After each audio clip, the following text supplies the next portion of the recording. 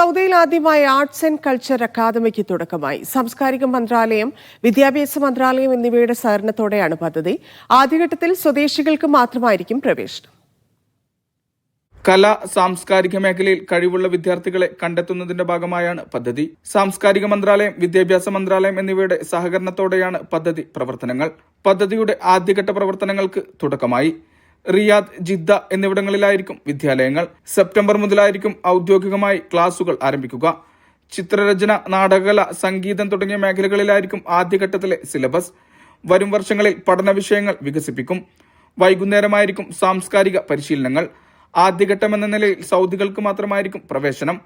Online വഴിയാണ് രജിസ്ട്രേഷനുള്ള അപേക്ഷകൾ സമർപ്പിക്കേണ്ടത്. Vishal Cherpulassery, media 1, Riyadh.